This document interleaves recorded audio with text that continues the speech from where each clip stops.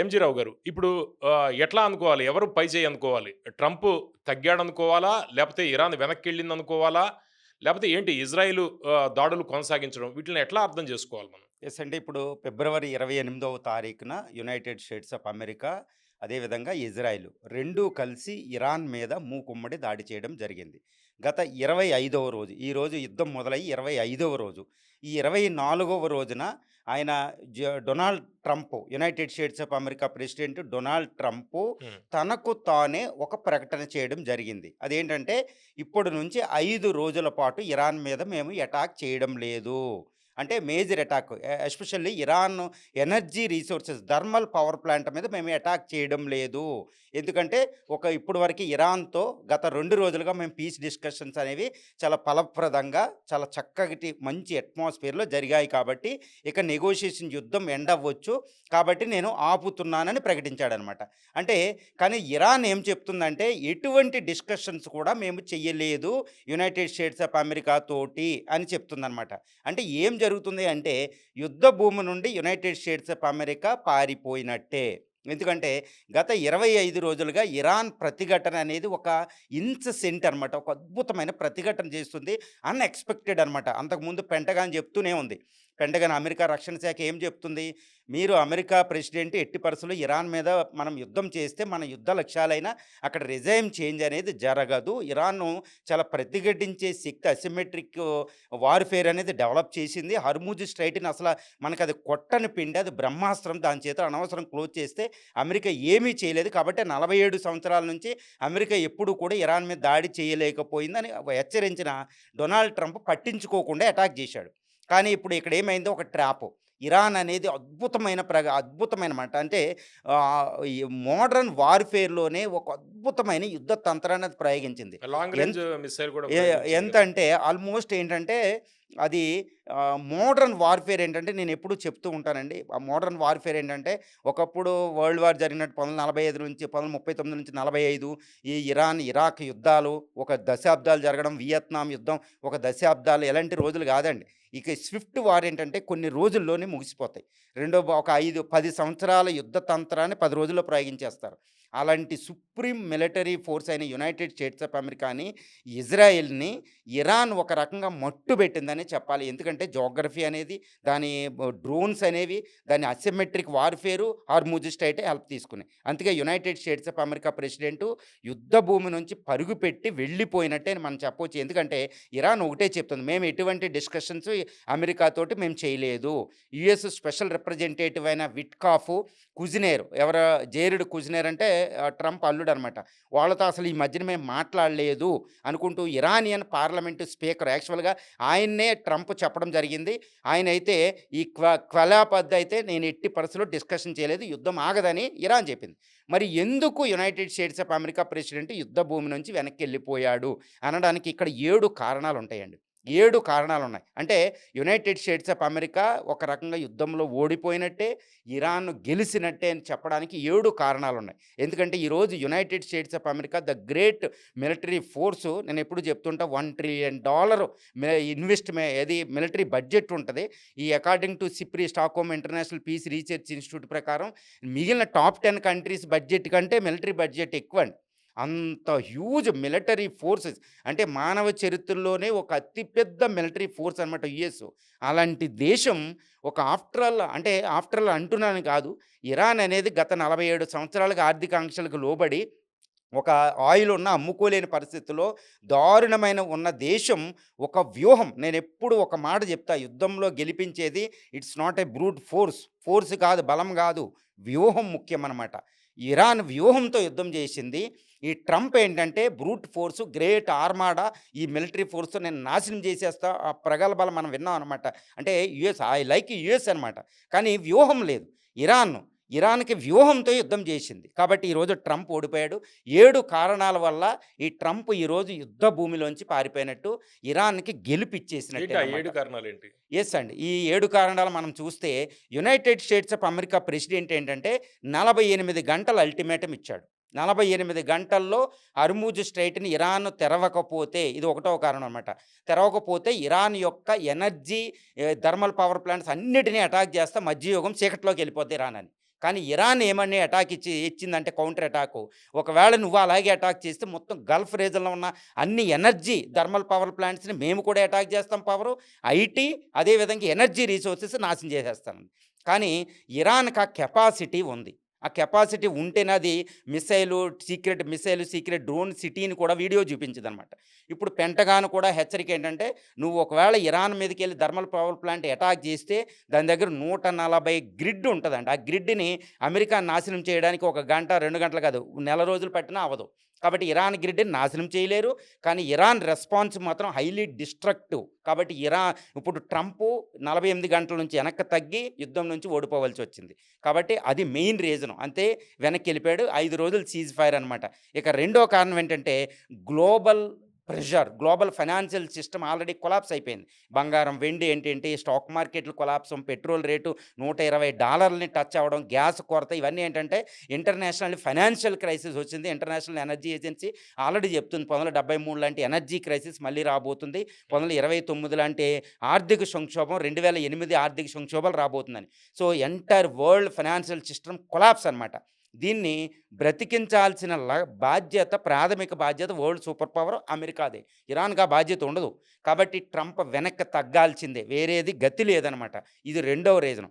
ఇక మూడవ రీజన్ ఏంటంటే డొమెస్టిక్ ప్రెజర్. ఆల్రెడీ ఇంకొక యుద్ధం కొనసాగించాలంటే ఆయనకి $200 బిలియన్ కావాలి. అది అమెరికన్ కాంగ్రెస్ ఇచ్చే పొజిషన్ లేదు. ఇప్పటికే కాస్ట్లీ వార్ అయిపోయింది. అమెరికన్స్ ప్రదర్శనలు చేస్తున్నారు న్యూయార్క్, వాషింగ్టన్ డీసీ, కాలిఫోర్నియాలో. అసలు ఈ ట్రంప్ అనవసరంగా యుద్ధం పెట్టించాడని. 56% ట్రంప్‌ని యాక్సెప్ట్ చేయడంలో 26% వారిని యాక్సెప్ట్ చేశారు. కాబట్టి డొమెస్టికల్లీ ఇటు అపోజిషన్ డెమోక్రాట్స్, ఇటు రూలింగ్ పార్టీ ఈయన పార్టీలు రిపబ్లికన్స్‌లో కూడా వ్యతిరేకత. మిడ్ టర్మ్ ఎలక్షన్ రాబోతున్నాయి. సో యుద్ధం ట్రాప్. కాబట్టి డొమెస్టిక్ ప్రెజర్ వల్ల డొమెస్టికల్లీ ఆయనకి సపోర్ట్ లేదు. వేరేజ్ ఇరాన్‌లో ఇప్పుడు ఐక్యత, సపోర్ట్ వచ్చింది. కాబట్టి ప్రజల్లో ఐక్యత లేకపోతే, సపోర్ట్ లేకపోతే యుద్ధం గెలవడం అసంభవం. కాబట్టి ట్రంప్ వెనక్కి వెళ్ళిపోయాడనమాట. ఇక నాలుగో కారణం ఏంటంటే demand from the Gulf countries. ఒకవేళ United States of America Iran మీద మళ్ళీ ఇటు thermal power plants, energy sites మీద అటాక్ చేస్తే గల్ఫ్ కంట్రీస్‌లో ఉన్న అన్నిటిని కూడా ఇరాన్ నాశనం చేసే కెపాసిటీ ఉందనమాట. అందుకనే ఇటు GCC countries like Saudi Arabia, తర్వాత బహ్రెయిన్, ఖతారు, ఒమన్, ఈ దేశాలు ఏంటంటే యూఎస్ మీద ప్రెజర్ తెచ్చినాయి. ఎట్టి పరిస్థితులు బాబు ఈ అటాక్ చేయొద్దు, నువ్వు ఎలాగో మమ్మల్ని రక్షించలేకపోతున్నావు, ఆ అటాకులు చేసిపోతున్నాయని. కాబట్టి ఈ ప్రెజర్ గల్ఫ్ కంట్రీస్ నుంచి క్లియర్ కట్‌గా ప్రెజర్ రావడం వల్లే యూఎస్ వెనక్కి తగ్గినట్టు తెలుస్తుంది. ఇది నాలుగవ కారణం. తర్వాత ఐదవ కారణం ఏంటంటే ఇప్పటికే యూఎస్ చాలా లాసెస్ వచ్చింది. ఇది F-15E లాంటి ఫైటర్స్ 3, 4 ఫైటర్స్ కోల్పోవడం, F-35 5th generation fighter loss అవ్వడం, KC-135 లాంటి రీఫ్యూలింగ్ కెపాసిటీ ఉన్న ట్యాంకర్ లాస్ అవ్వడం, ఈ ప్యాక్, థాడ్ లాంటి ఎయిర్ డిఫెన్స్ సిస్టమ్‌లు నాశనం అవ్వడం, ఇజ్రాయెల్ విపరీతంగా ఇప్పటికే 650 మంది అమెరికన్ సైనికులు కోల్పోయారని ఇరాన్ చెప్తుంది. కానీ ఇక్కడ 200 అన్నట్టు అమెరికాయే చెప్తుంది. కాబట్టి huge losses air craft carrier మీద కూడా అటాక్ జరగడం. తర్వాత ఈ హర్మూజు. కాబట్టి ఇవి హ్యూజ్ లాసెస్. ఇంకా ముందుకెళ్తే ఇరాన్ దగ్గర ప్రతిఘటన శక్తి ఉంది. కాబట్టి యుద్ధం ముందుకెళ్ళడం అస్సలు మంచిది కాదు. ఇది వెనక్కి వెళ్ళవలసింది. కాబట్టి డొనాల్డ్ ట్రంప్ బయటికి వెళ్ళిపోయాడనమాట. అది మేజర్ రీజన్. ఇక ఏంటంటే ఆరవ రీజన్ ఏంటంటే ఇది చాలా పెద్ద కారణం అండి. అత్యంత ప్రధానమైన కారణంగా మనం చెప్పుకోవచ్చు. అదేంటంటే చైనా, రష్యాలు ఇరాన్ వెనకాల ఉండడం అనేది ఇప్పుడు ఆల్మోస్ట్ పాల్పబుల్ అనమాట. ఆల్మోస్ట్ మనకు అర్థమైపోతుంది. ఈ చైనా ఇంటెలిజెన్స్ ఇవ్వడం, మిసైల్ టెక్నాలజీ, ఈ పెర్కులైట్ లాంటివి సాలిడ్ ఫ్యూయల్ ఇవ్వడం, మిసైల్ టెక్నాలజీ ఇవ్వడం, రష్యా నుంచి ఇంటెలిజెన్స్ యాక్యురసీకి అటాక్ చేయడం, ఇవన్నీ మనకు అర్థమైపోతుంది. అదర్వైజ్ ఇరాన్కి ఎంత కెపాసిటీ అయితే రాదు, యాక్యురేట్ ఇంటెలిజెన్స్ నెట్వర్క్ లేదు, మిలిటరీ టెక్నాలజీ, మిలిటరీ శాటిలైట్. కాబట్టి రష్యా, చైనాల సపోర్ట్ ఉంది కాబట్టి ఇరాన్ లాంగ్ టర్మ్ వార్ చేయగలిగేది. కాబట్టి ఇది బిగ్ ట్రాప్. కాబట్టి రష్యా, చైనాలు వెనకాల ఉండగా ఇరాన్ ఓడించలేరు. కాబట్టి ఏదో ఒక టైంలో బయటికి రావాలి. కాబట్టి ఈ వంక చూసుకుని ట్రంప్ యుద్ధ భూమి నుంచి పారిపోయాడని ఇది ఆరవ కారణంగా చెప్పవచ్చు. ఇక ఏడవ కారణం ఏంటంటే హర్మూజ్ స్ట్రైట్. ఒకవేళ అమెరికా ఇటు హర్మూజ్ స్ట్రైట్‌ని ఓపెన్ చేయని ఎన్ని అల్టిమేటంలు ఇచ్చినా ఓపెన్ చేసే పరిస్థితి లేదు. అమెరికా కూడా కెపాసిటీ లేదు.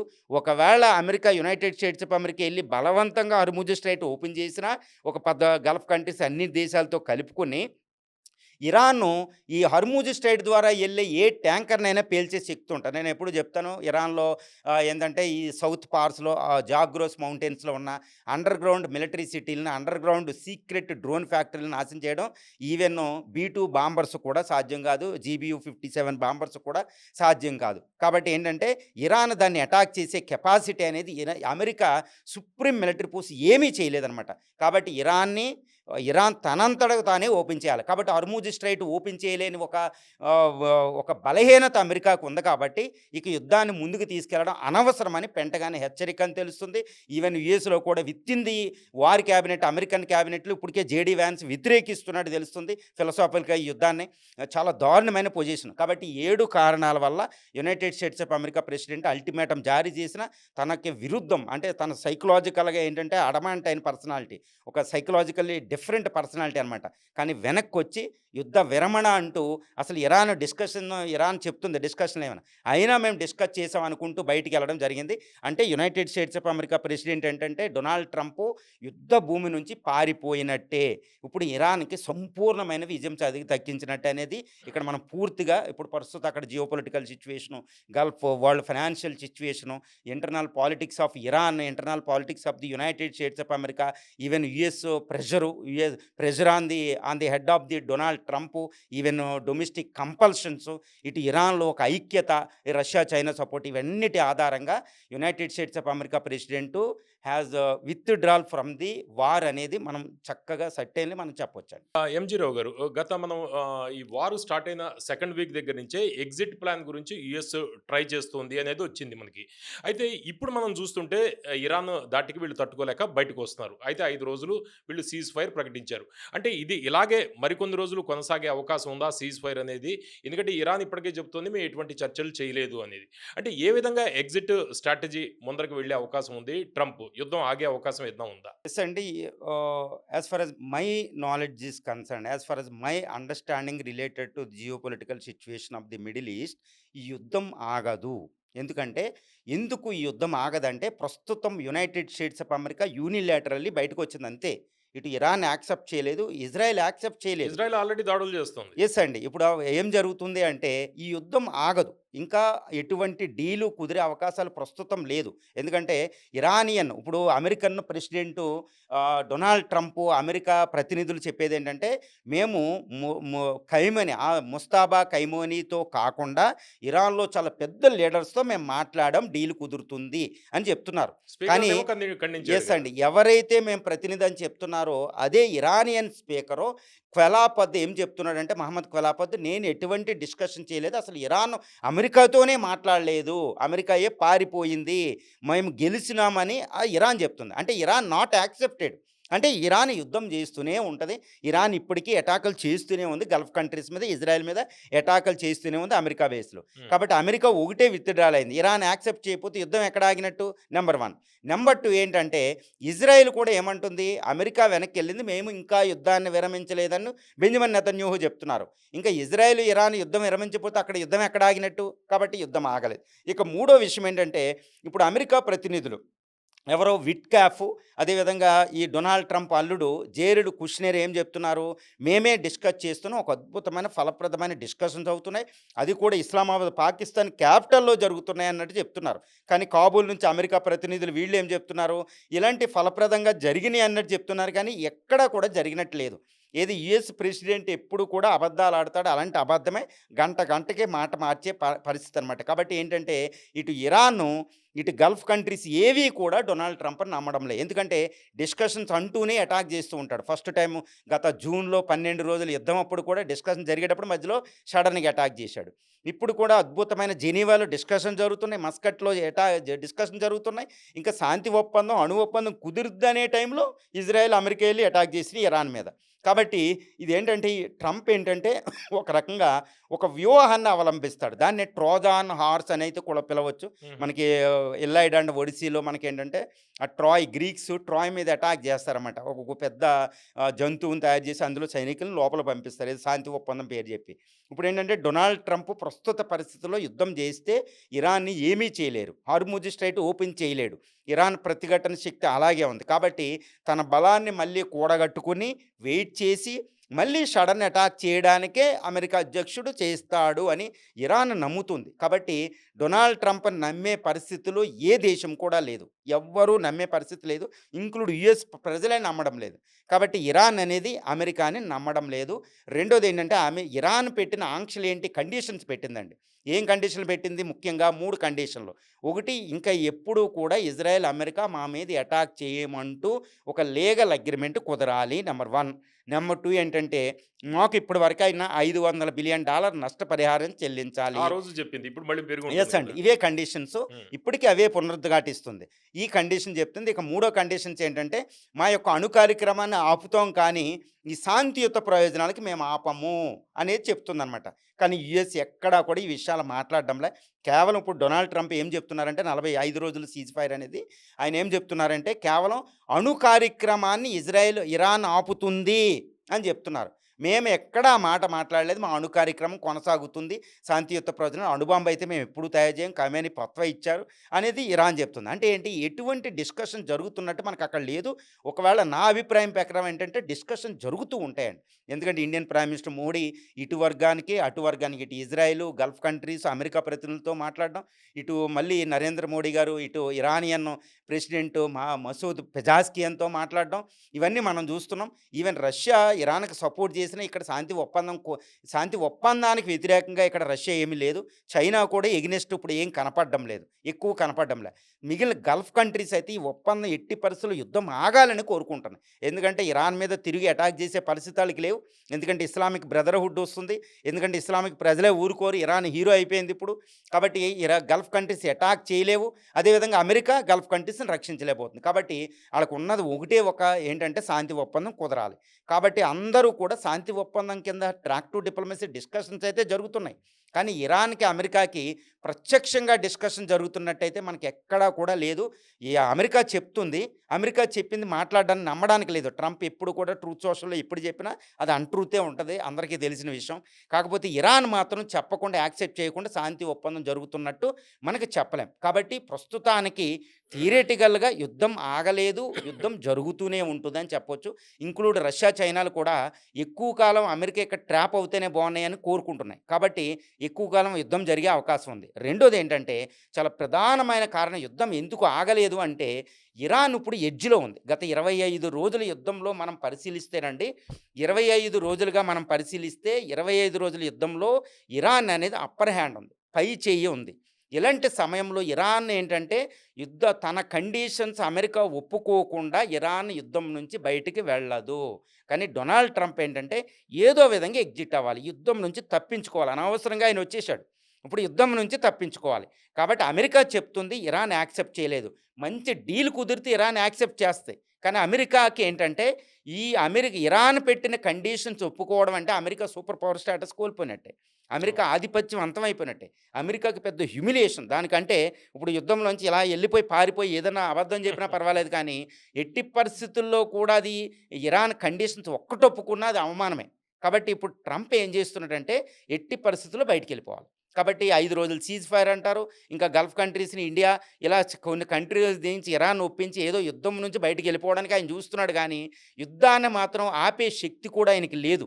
కాకపోతే ఇరాన్ ఏంటంటే ఎక్కువ కాలం హర్ముజ్ స్ట్రైట్‌ని తన అదుపులో పెట్టుకోలేదు. ఎందుకంటే ఆల్రెడీ 22 దేశాలు లేఖలు రాయడం, ఇండియా ఎంత ప్రెషర్ ఉంది.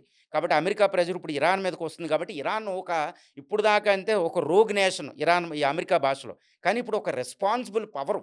దాని యొక్క శక్తి హర్ముజ్ స్ట్రైట్ క్లోజ్ చేసి గ్లోబల్ ఎకానమీని కంట్రోల్ చేసే స్థితికెళ్ళింది. కాబట్టి అన్ని కంట్రీలు దాన్ని రిక్వెస్ట్ చేస్తున్నాయి ఇప్పుడు. లేఖలు రాసినాయి. కాబట్టి నాది కూడా రెస్పాన్సిబుల్ కంట్రీ. నేను కూడా గ్లోబల్ ఎకానమీకి నేను అడ్డం కాదనేది ఓపెన్ చేస్తుంది. ఆల్రెడీ ఓపెన్ చేసింది అమెరికా సపోర్టర్స్ తప్పితే.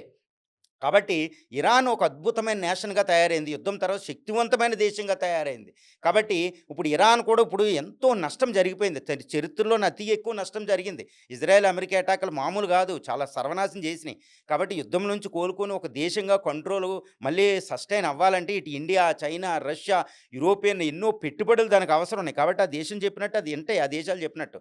కాబట్టి అమెరికా ఏంటంటే వెనక్కి వెళ్ళిపోద్ది. ఇరాన్ కండిషన్‌లు ఒప్పుకోదు. కానీ ఇప్పుడు ఇరాన్ యుద్ధం చేస్తూనే ఉంటది. ఇజ్రాయెల్ ఆ ప్రాంతంలో ఉండి అసలు యుద్ధం మానదు. అదొక డిఫరెంట్ కంట్రీ అనమాట. కాబట్టి ఇజ్రాయెల్, ఇరాన్ మధ్యన యుద్ధం కొనసాగిద్ది చాలా కాలం. ఎందుకంటే గుర్తుపెట్టుకోవాలి, గత 12 రోజుల యుద్ధంలో కూడా అమెరికా వెళ్ళినా ఇజ్రాయెల్, ఇరాన్ల మధ్య చాలా రోజులు యుద్ధం జరిగింది. కాబట్టి ప్రస్తుతం యుద్ధం ఆగలేదు. థియరిటికల్‌గా ఇరాను, ఇజ్రాయెల్ ఒకటికొకటి ఫైట్ చేసుకుంటే, కాకపోతే అమెరికా అక్కడి నుంచి వెళ్ళిపోయే అవకాశం ఉంది అని చెప్పొచ్చు. కాకపోతే ప్రస్తుతం ఇక యుద్ధం కొనసాగుతుంది. కొనసాగిద్ది కూడా. ఇంకొక 2, 3 వారాల పాటు యుద్ధం కొనసాగే అవకాశం. కాకపోతే తర్వాతైనా శాంతి ఒప్పందం కుదిరే అవకాశం అయితే ఉంది. అంటే ఎంజీరావు గారు ఇప్పుడు మొదటి నుంచి చెప్తుంది ఇజ్రాయెల్‌లోని జూవిష్ లాబీ వల్లే అమెరికా యుద్ధానికి వచ్చింది. అయితే ట్రంప్ దీన్ని ఖండిస్తూ ఆయన ఏం చెప్పారంటే, నేనే రెజిమ్ చేంజ్ గురించి ప్రయత్నిస్తున్నానని చెప్పారు. అందులో ఆ యూఎస్‌లో కూడా డిఫరెంట్ వాదనలున్నాయి. ఇజ్రాయెల్ లాబీ వల్ల లేకపోతే యూఎస్ ట్రంప్ తీసుకుంటున్న నిర్ణయాల వల్ల. ఇప్పుడు ఇజ్రాయెల్ ఏమో యుద్ధం కొనసాగించే అవకాశం ఉందని మీరు చెబుతున్నారు. ఇరాన్, ఇజ్రాయెల్ కొంతకాలం కొనసాగుతుంది. అయితే ట్రంప్ మీద మళ్ళీ ఇంకా ఒత్తిడి వీళ్ళు కొనసాగించే అవకాశం ఉందా జూయిష్ లాబీ? యెస్ అండి. ఇప్పుడు జూయిస్ లాబీ ఏంటంటే, మెయిన్‌లీ జూయిస్ లాబీ అనేది చాలా ఇంపార్టెంట్. ఎందుకంటే యునైటెడ్ స్టేట్స్ ఆఫ్ అమెరికా పాలిటిక్స్‌ని కంట్రోల్ చేస్తారు వాళ్ళు. అందుకని ఇజ్రాయెల్‌కి అంత హవా ఉంటది. ఇప్పుడు ఇజ్రాయెల్ ఏంటంటే, ఇజ్రాయెల్ కూడా ఎక్కువ నష్టపోయింది. ఎందుకంటే 1945లో ఇజ్రాయెల్ ఫార్మ్ అయిన తర్వాత, ఇజ్రాయెల్ గత 80 సంవత్సరాల చరిత్రలోనే అతిపెద్ద ముప్పుని ఎదుర్కొంటుంది. ఎందుకంటే ఇప్పుడు ఇరానియన్ మిస్సైల్స్ 'ఫత్తా-2', 'ఖుర్రం షాహర్ 4' ఈ 'సయ్యద్' లాంటి మిస్సైల్స్ ఏంటంటే, కామికోజ్ డ్రోన్‌లు ఏంటంటే, ఈ ఇది తర్వాత బంకర్ బరస్ట్ బాంబులు ఇలాంటివి ఏంటంటే, ఇరాన్ యొక్క మిస్సైల్‌ని, డ్రోన్‌ని ఇజ్రాయెల్ అడ్డగించలేకపోతుంది. ఈవెన్ డొమినో లాంటి న్యూక్లియర్ రియాక్టర్‌ని అటాక్ చేసింది. తర్వాత పవిత్ర స్థలాలు, జీసస్ పవిత్ర స్థలాలు, ఈ గ్రీక్ పేట్రియాట్స్ లాంటి చర్చిల్ని అటాక్ చేసింది. ఏది జీసస్ సమాధి పొందిన ప్రాంతాన్ని అటాక్ చేసింది. తర్వాత టెల్ అవీవ్, హైఫా పట్టణాలను నాశనం చేసింది చాలా వరకు ఇరాను. వాటిని అడ్డుకునే శక్తికి ఇజ్రాయెల్‌కు ఉండే శక్తి యారో 1, యారో 2, డేవిడ్ స్లింగు, తర్వాత ఐరన్ డ్రోమ్‌లు అవన్నీ పటాపంచలైపోయినాయి. అమెరికా ఎయిర్ డిఫెన్స్ సిస్టమ్‌లు పనిచేయడంలే.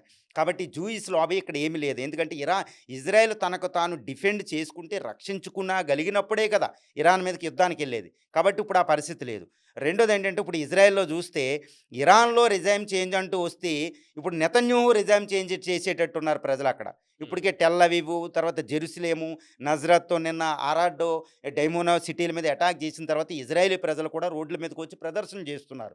బెంజమిన్ నెతన్యాహు మా పరిపాలన వద్దు.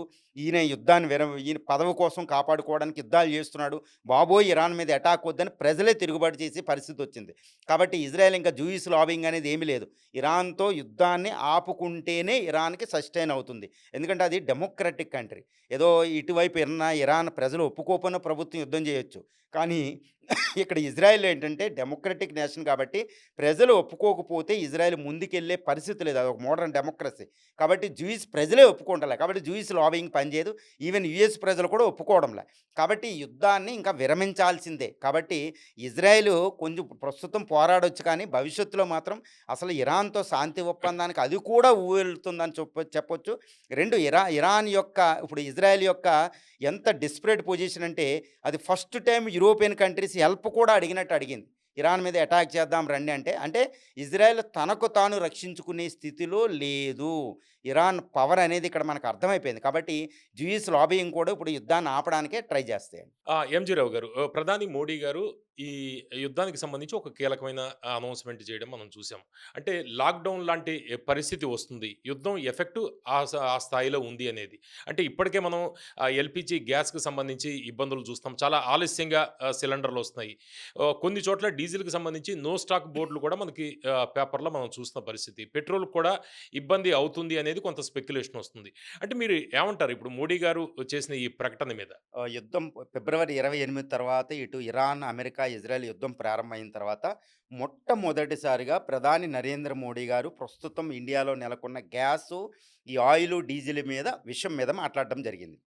అది కూడా ఏంటంటే పార్లమెంటులో దేశాన్ని ఉద్దేశిస్తూ ఆయన మాట్లాడినప్పుడు ఏంటంటే, కరోనా టైం లాంటి సిట్యుయేషన్ యుద్ధ ప్రాతిపదిక మీద మనం దీన్ని ఎదుర్కోవాలి అని ఒకచోట మాట్లాడి రీసెంట్‌గా క్యాబినెట్ కమిటీ ఆన్ సెక్యూరిటీని ఒకటి పెట్టడం జరిగింది. చర్యలు తీసుకోవడం జరిగింది.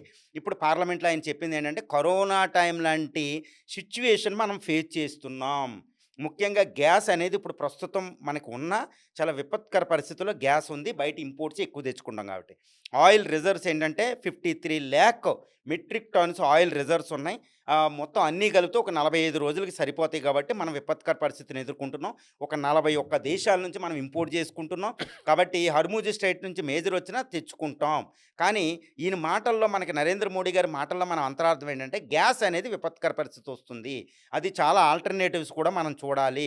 ఇప్పటికే మేము సోలార్ ఎనర్జీ వీటిని మేము ప్రమోట్ చేయడం వల్ల, ఇటు ఇథనాల్ ప్రమోట్ చేయడం వల్ల దేశం చాలా మంచి పొజిషన్‌లో ఉంది. కానీ కరోనా లాంటి, కోవిడ్ లాంటి సిట్యుయేషన్ మన ముందు ఉంది కాబట్టి అందరం యునైట్‌గా మనం దీన్ని పోరాడాలి అనేది ఆయన చెప్పడం జరిగింది. అంటే ఏంటి? కరోనా టైం లాంటి సిట్యుయేషన్ అనేటప్పటికి ప్రజల్లో ఒకటి మొదలైంది. అదేంటి? లాక్‌డౌనా మళ్ళీ అని. ఇప్పటికే మనం చూస్తే రెస్టారెంట్‌లన్నీ చాలా క్లోజ్ అవ్వడం, మెనూ చేంజ్ చేయడం, కొన్ని రెస్టారెంట్‌లో కొన్నే పదార్థాలు ఉండడం, ఎంప్లాయ్‌మెంట్ కోల్పోవడం, టీ షాపులు కోల్పోవడం, ఇప్పటికే చాలా క్లోజ్ అవ్వడం అక్రాస్ ది కంట్రీ. గిగ్ వర్కర్లు చాలా ఇబ్బంది యెస్. పడుతున్నారు వాళ్ళు. ఎంతో ఉద్యోగాలు కూడా పోతున్నాయి. విపత్కర పరిస్థితండి. ఆయిల్ రేట్లు కూడా ఇప్పుడేదో ఎలక్షన్ ఉంది కాబట్టి తర్వాత పెంచేస్తారని తెలుస్తుంది. ఇప్పటికే ఇండస్ట్రియల్ డీజిల్ పెంచారు. ఇప్పటికే పెట్రోల్ అనేది ఇప్పటికే విపత్కర పరిస్థితి. 100కి 100% ఎలక్షన్ 5 స్టేట్‌లో లేకపోతే ఇప్పుడు కేరళ, తమిళనాడు, పుదుచ్చేరి, తర్వాత అస్సాం, వెస్ట్ బెంగాల్ ఎలక్షన్ లేకపోతే ఇప్పటికే రేట్లు పెరిగినా అవును. రాహుల్ గాంధీ గారు మాట్లాడారు. దాన్ని గవర్నమెంట్ ఖండించలేని పరిస్థితి. ఎందుకంటే ఎక్కువ కాలం కొనసాగితే ఆయిల్ మార్కెటింగ్ కంపెనీసు అలా దాన్ని భరించే శక్తి ఇక్కడ లేదు. కంపల్సరీ ఆయిల్ రేట్ పెరగాల్సిందే. ఈవెన్ యుద్ధం ఎండ్ అయినా వెంటనే హర్ముజ్ స్ట్రెయిట్ ఓపెన్ అయినా అక్కడ ఇన్‌ఫ్రాస్ట్రక్చర్ దెబ్బతింది. మనకి ఎల్‌పీజీ వచ్చే రస్ లఫానీ క్షేత్రం పేలిపోవడం, సౌత్ పార్క్ పేలిపోవడం వల్ల మళ్ళీ ఎల్‌పీజీ టెర్మినల్, ఎల్‌ఎన్‌జీ టెర్మినల్ బాగుపడి ఆయిల్ పైప్‌లైన్ అన్నీ వచ్చి ఆ ల్యాండ్ మైన్స్ అన్నీ తీసి, సీ మైన్స్ అన్నీ తీసి రావాలి అంటే 4, 5 నెలలు ఉంటది. కాబట్టి యుద్ధం ఇప్పుడు ఇప్పటికిప్పుడు ఆగిపోయినా మనం లాంగ్ టర్మ్ కాబట్టి prime minister short term, medium term, long term అని మాట్లాడడం జరిగింది. అంటే యుద్ధం విపత్కర పరిస్థితిలో ఉంది కాబట్టి ఇండియా విపత్కర పరిస్థితిని ఫేస్ చేయాలి అని దేశాన్ని ఆయన ఉద్దేశించి మాట్లాడడం జరిగింది. వెంటనే రాహుల్ గాంధీ గారు ఇప్పుడు కాంగ్రెస్ ఏం చెప్తుందంటే, ఇప్పుడు ప్రైమ్ మినిస్టర్ మోడీ మనకి దేశానికి చెప్పిన విషయాల కంటే న్యూస్ ఛానల్ నుంచి ఎక్కువ తెలుస్తున్నాయి. ప్రైమ్ మినిస్టర్ మోడీ మాట్లాడినయన్ని అబద్ధాలు. ఇక్కడేంటంటే దేశం విపత్కర పరిస్థితిలో ఉంది. అక్కడ ఇరాన్ విషయంలో తప్పటడుగులేశారు. కాబట్టి మనం విపత్కర పరిస్థితిలో ఉన్నాం. అంతా రెడీ అవ్వండి. ఎలక్షన్ ఉన్నాయి కాబట్టి రేట్లు పెంచుతలేదు. రేట్లు ఎక్కువవుతాయి. గ్యాస్ అసలు మన దగ్గర లేదు. ఏదో అలాగా అడ్జస్ట్ చేస్తున్నారు. 1, 2 ట్యాంకులు వచ్చినంత మాత్రాన మనం ఏం కాదు. చిదంబరం ఆల్రెడీ మాట్లాడారు. ఏదో ఆ యుద్ధంలోంచి ఒక ట్యాంకర్ వచ్చేస్తే వచ్చేసింది అంటారు. అది ఒక రోజుకి కూడా సరిపోదు కంట్రీకి.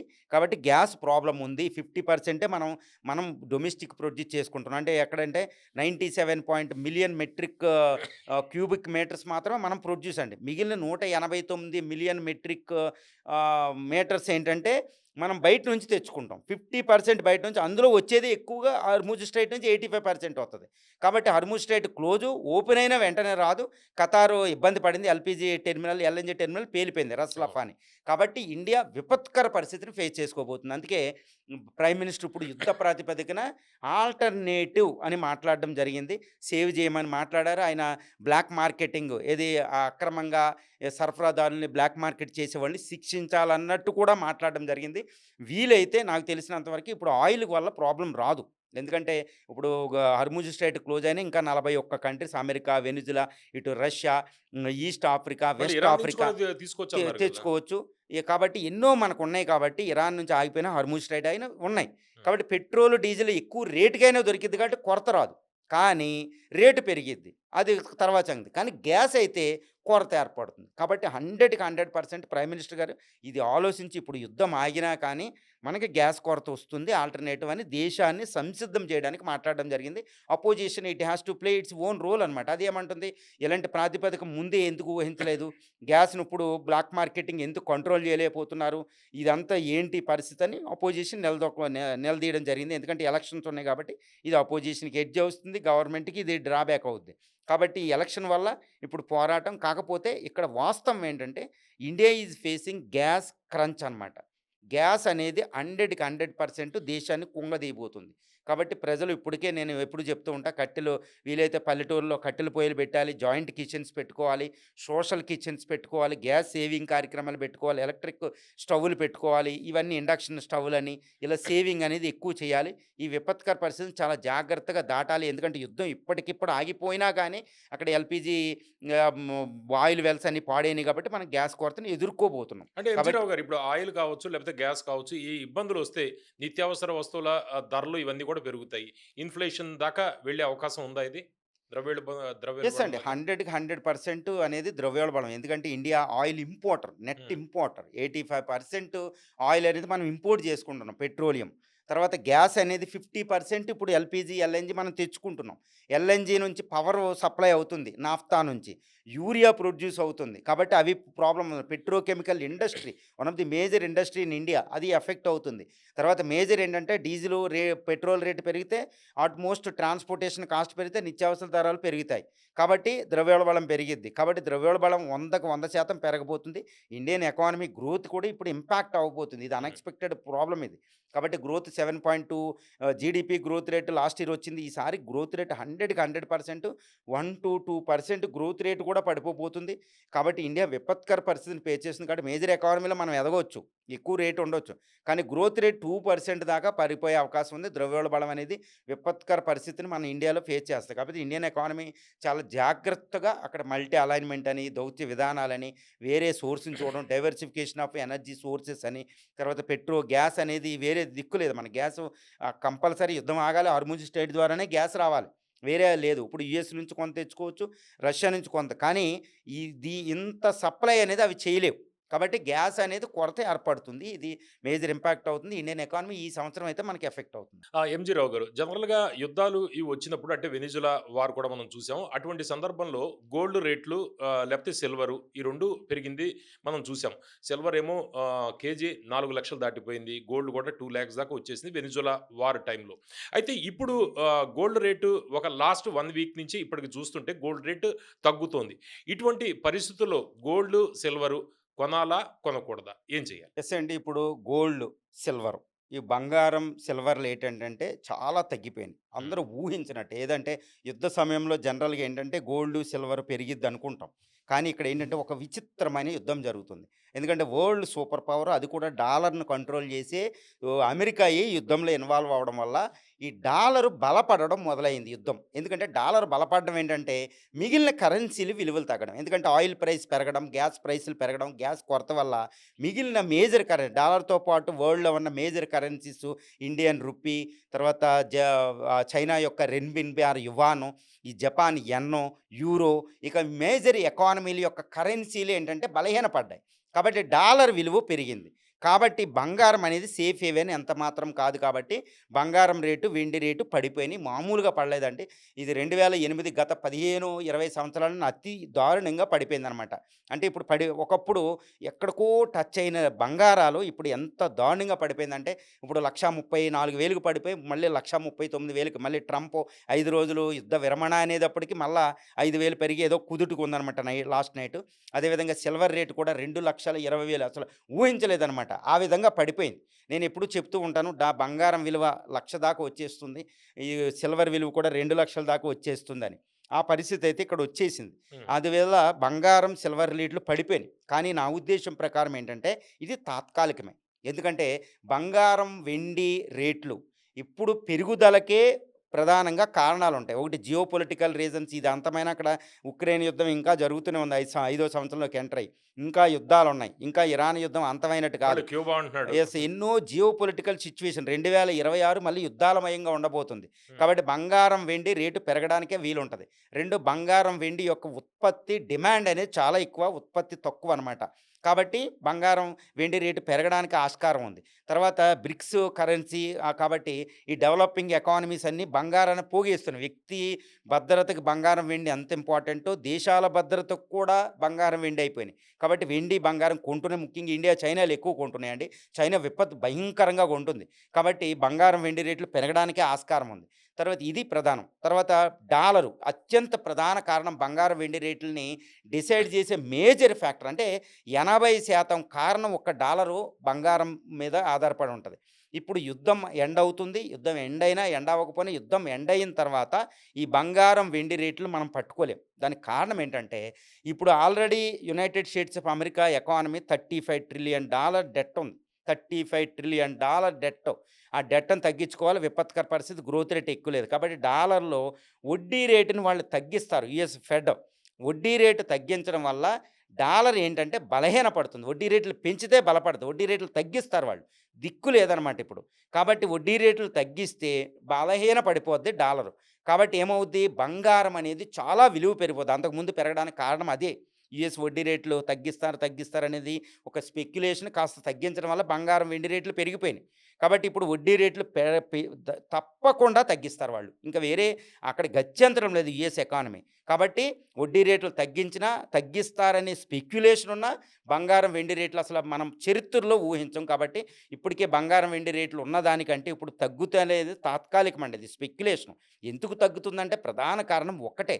అక్కడ ఆ కారణం ఏంటంటే యుద్ధ భయం వల్ల ఆల్రెడీ ఇప్పటికే చరిత్రలో ఎక్కువ రేట్లకి బంగారం, వెండి రేట్లు పెరగడం వల్ల ఇంకా తగ్గిపోతాయి అనే భయంతో ఈ పీపుల్ ఏంటంటే సెల్లింగ్‌కి పాల్పడుతున్నారు. అమ్మడానికి మొదలుపెట్టారు. అంటే ప్రాఫిట్ మేకింగ్ చేసుకుంటున్నారు. అంతే ఆ కారణం వల్ల మాత్రమే బంగారం, వెండి రేట్లు పడిపోయినాయండి. ఇంకా వేరే కారణం ప్రధాన కారణం ఏమీ లేదు. ఒక డాలర్ బలపడడం తప్పితే రెండో కారణం. అత్యంత ప్రధాన కారణం ఇప్పుడు దాకా ఎక్కువ రేట్ ఉంది కాబట్టి అది లాభాలు పండించుకుంటున్నారు. అది ప్రధాన కారణం అంతే. మరి ఏం చేయాలి ఇప్పుడంటే, ఇప్పుడు బంగారం, వెండి రేట్లేంటంటే ఇప్పుడు తగ్గుదలనేది తాత్కాలికమే. ఇప్పుడు పడిపోయేది తాత్కాలికమే. కాబట్టి ఇక్కడ నా సిన్సియర్ సజెషన్ ఏంటంటే, my sincere suggestion from my side.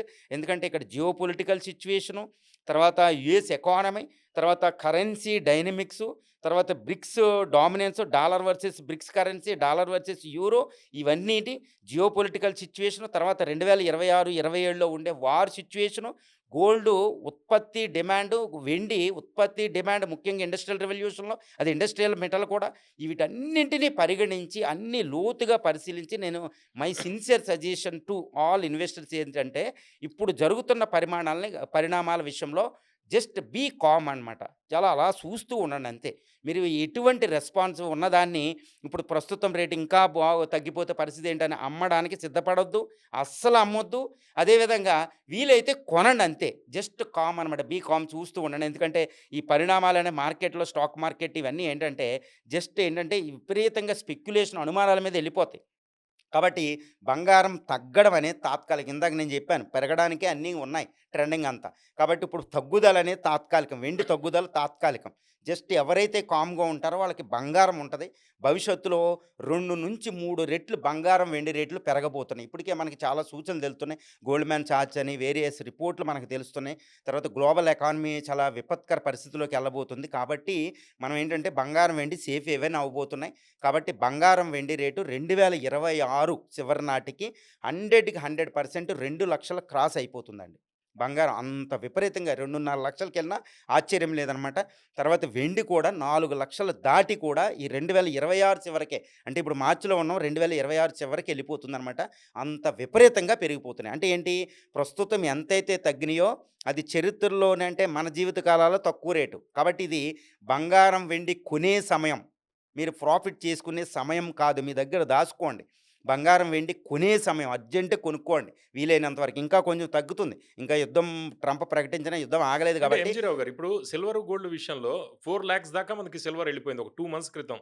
Gold కూడా 1,70,000, 1,80,000 దాకా వెళ్ళిపోయింది. అప్పుడు కొనుక్కున్న వాళ్ళు ఇప్పుడు నష్టపోయారు. అంటే కొంత ఆగమంటారా? అంటే కరెక్షన్స్ ఏమైనా ఉండే యెస్ అండి. అవకాశం ఉందా? ఇప్పుడు ఒకప్పుడు బంగారం, వెండి ఇప్పుడు ఎంతైతే తగ్గిపోయినాయో దానికంటే ఎక్కువ రేట్‌లో కొనుక్కున్నారు. అయ్యో! ఇంకా పెరగొచ్చని. అవును. కానీ ఈ మధ్యన ఇప్పుడు బంగారం, వెండి పెరిగేటప్పుడు వాళ్ళలో ఒక అసంతృప్తి ఉంది. అయ్యో! మనం చాలా లాస్ అయ్యాం. తప్పు చేసామని. అప్పులు చేసి కూడా బంగారం కొన్నాం. అవును. ఈ వడ్డీలు ఎక్కువైపోయినాయి. కొంచెం మెసేజ్‌లు నేను చూస్తూ ఉంటానన్నమాట. కానీ ఇక్కడ చాలా ఓపికతోటి, పేషెన్స్ తోటి ఉండాలి. ఇప్పుడు నేను అదే చెప్తున్నాను. ఇప్పుడు బంగారం, వెండి రేట్లు పడిపోవడం అనేది ఒక విపత్కర స్పెక్యులేషన్, ఇలా ప్రాఫిట్ చేసుకోవడం వల్లే తగ్గిపోతున్నాయి. కాబట్టి ఈ తగ్గుదల అనేది బంగారం, వెండి తగ్గుదల తాత్కాలికం మాత్రమే. హ్మ్. It's a temporary adjustment in the market అంతే. అందువల్ల మీరు ఎక్కువ రేటు కొనుక్కున్న వాళ్ళు బాధపడకండి. మీరు కొన్న రేటు కంటే విపరీతమైన రేటుకి బంగారం, వెండి ఎళ్ళిపోతాయి. కాబట్టి ఎక్కడ మీరు బాధపడకుండా ఈ రేటుకి అమ్ముకోవడం చేయకుండా ఓపికతోటి మీ పని మీరు చేసుకుంటూ ఉండండి. మీరు కొన్ని వారాలు, కొన్ని నెలల్లోనే మళ్ళీ మీరు కొన్న రేటు మళ్ళీ ఆ రేటుకి యాజ్ ఇట్ ఈజ్‌గా వచ్చేస్తదనమాట. కాబట్టి బంగారం, వెండి పెరుగుదల ఈ విషయంలో సిన్సియర్ సజెషను. మీరు అమ్ముకోకుండా ఓపికతోటి ఉండండి. మార్కెట్‌లో మీరే చూస్తారు. వీలైతే కొనుక్కోండి. తక్కువ రేటుకుంది కాబట్టి మళ్ళా కొనుక్కోవడం చేయండి కానీ అమ్మొద్దు. ఓపికతోటి ఉండండి. మీ చరిత్రలోనే అత్యంత రేటు బంగారం, వెండికి మీరు చూడబోతున్నారు. అంటే మనం మార్చి 17 చూస్తే 24 క్యారెట్ 1,58,000 తులం. ఇప్పుడు లేటెస్ట్ ఈరోజు రేట్ చూస్తే 1,57,000 కొంత తగ్గుదల కనిపించింది. అంటే ఎక్కడి దాకా వెళ్ళే అవకాశం ఉంది? ఇది 2,00,000 టచ్ అయ్యే అవకాశం ఏదైనా ఉందా ఈ ఏడాదిలో? యెస్ అండి. ఇప్పుడు చెప్పాలంటే ఇప్పుడు బంగారం ఇంకా కొంచెం అంటే ఇంకొక 20 రోజుల పాటు యుద్ధం కొనసాగే అవకాశం ఉంది. ఇప్పుడు ట్రంప్ చెప్పిన యుద్ధం ఆగదు కాబట్టి హ్మ్. ఇంకొక యుద్ధం కొనసాగే అవకాశమే ఉంది. కాబట్టి ఇంకా మనం స్పెక్యులేషన్ కూడా అయ్యో! ఇంకా ఏమైపోద్దని అమ్మకాలు ఎక్కువ చేసుకుంటున్నారు. అమ్మకం చేసుకొని రియల్ ఎస్టేట్ వీటిలో పెట్టుబడి పెట్టుకోవడం బెటర్ అన్నట్టు కొంచెం ఉంది. కాబట్టి బంగారం, వెండి రేట్లేంటంటే ఇంకా తగ్గుతాయి. హ్మ్. ఇంకా బంగారం ఏంటంటే 1,00,000 దగ్గరికొచ్చేస్తుందండి. వెండి కూడా ఏంటంటే మీకు 2,00,000, 2,10,000, 2,00,000 దగ్గరికొచ్చేస్తాయి. ఇంకా కొంచెం తగ్గిద్ది. ఒక రోజు పెరిగినా, ఒక రోజు తగ్గిపోతూ ఉంటది. హ్మ్. ఇది ఏంటంటే దీని తర్వాత యుద్ధం ఆగిన తర్వాత యూఎస్ ఇంట్రెస్ట్ రేట్స్ 100కి 100% తగ్గిస్తారు. ఎందుకంటే యూఎస్ ఫెడ్ చైర్మన్ జెరోమ్‌ని ఆల్రెడీ ఆయన మార్చేయడం జరిగిందనమాట. ఆల్రెడీ కొత్త రాబోతున్నారు. ఈ కొత్త ఆయనొస్తే ఆయన వడ్డీ రేట్లు తగ్గించడానికే వస్తున్నాడు. కాబట్టి డాలర్ విలువ తగ్గిస్తారు కాబట్టి ఎట్టి పరిస్థితుల్లో వేరే దిక్కు అనేది యూఎస్ ఎకానమీకి లేదు. డాలర్ విలువ తగ్గించి ఎక్స్‌పోర్ట్స్ ఎక్కువ చేసుకొని ఇన్వెస్ట్‌మెంట్ ఎక్కువ తెచ్చుకుంటేనే కానీ యూఎస్ ఎకానమీ సస్టైన్ కాదు. మిడ్ టర్మ్ ఎలక్షన్ కూడా వస్తుంది. నిరుద్యోగాన్ని పెంచాలి. నిరుద్యోగాన్ని తగ్గించి ఎంప్లాయ్‌మెంట్ పెంచకపోతే వచ్చే నవంబర్ ఎలక్షన్‌లో ట్రంప్ ఓడిపోద్ది ట్రంప్ పార్టీ. కాబట్టి వడ్డీ రేట్లు తగ్గించడానికి ట్రంప్ ఆల్రెడీ డిసైడ్ అయిపోయాడు. కాబట్టి ఈ గ్లోబల్ ఎకానమీ కూడా అలాగే ఉంది. కాబట్టి డాలర్ విలువ బలహీన పడుతుంది కాబట్టి బంగారం విలువ 100కి 100% పెరుగుతుంది. ఇటు వెండి విలువ కూడా 100కి 100% పెరుగుతుందనమాట. ఈ 2026 చివరి నాటికి బంగారం మళ్ళా 2,00,000 కాదండి 2,50,000కి 2026 చివరికెళ్ళిపోతుంది. హ్మ్. మళ్ళీ అదేదో 2026 చివరి దాకా అవసరం లేదు. ఇప్పుడు మీకు మార్చ్‌లో ఉన్నారు. జూన్‌కే మీకిప్పుడు రేటు మళ్ళా 1,80,000, 1,90,000 2,00,000 దగ్గరికి 2 నెలల్లో చూడబోతున్నారు బంగారం. నేను చెప్పినట్టు ఈ విషయంలో అయితే జరిగిద్ది. ఎందుకంటే చాలా లోతైన విషయాలున్నాయి.